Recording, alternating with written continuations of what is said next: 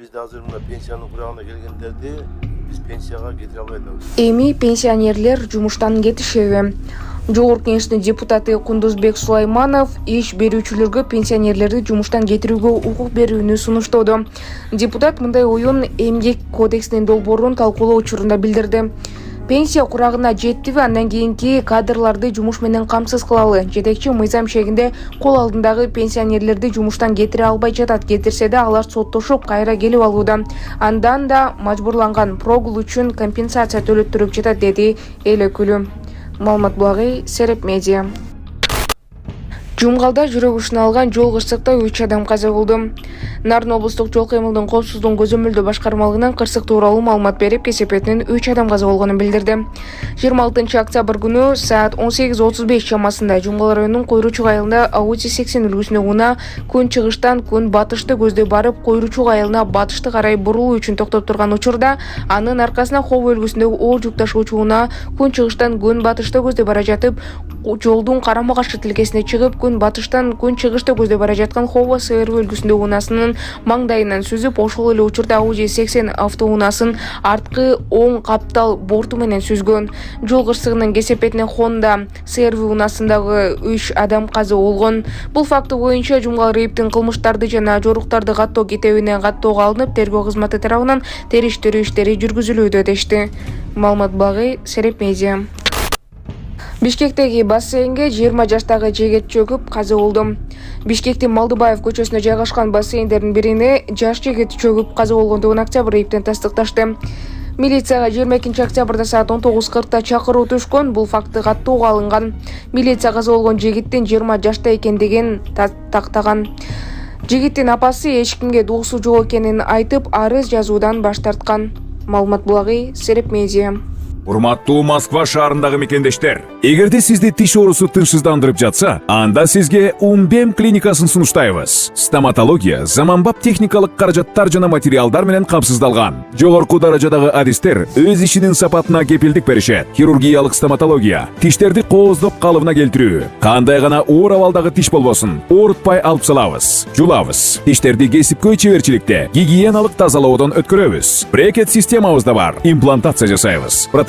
Металлокерамика, цирконий жана башка түрлөрдү колдонуу менен сиз каалаган сапатта тиштериңиздерди оңдоп түзөп, салып жана тазалап беребиз. Биздин дарек Москва шаары, ВДНХ метросу, Кондратюка көчөсү 2, байланыш номеру +7 925 103 22 55.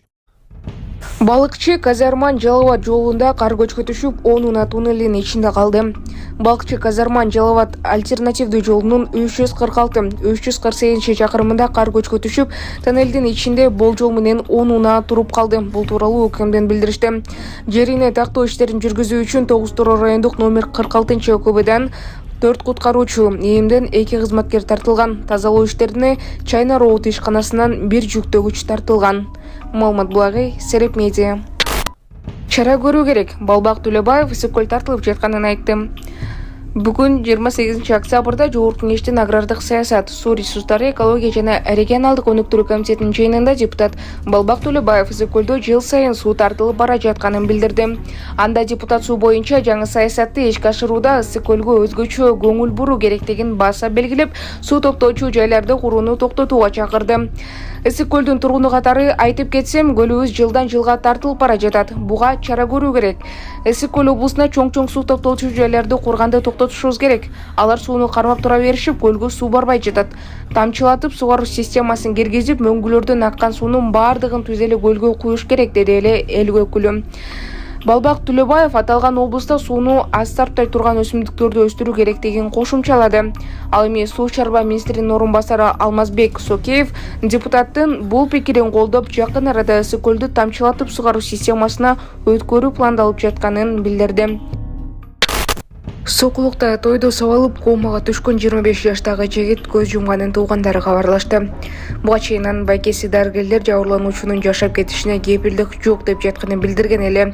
Милиция кылмышка шектүүлөрдүн бири кармалып, экинчиси изделип жатканын кабарлады. Маалымат булагай, Спутник KG.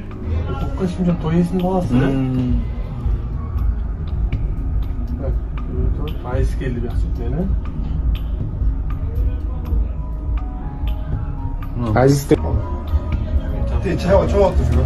уже чаптырып кетти. Мына бул жана Бекзат деген. Мына экөөлөп үчөөлөп. жерде жатсы деп атты.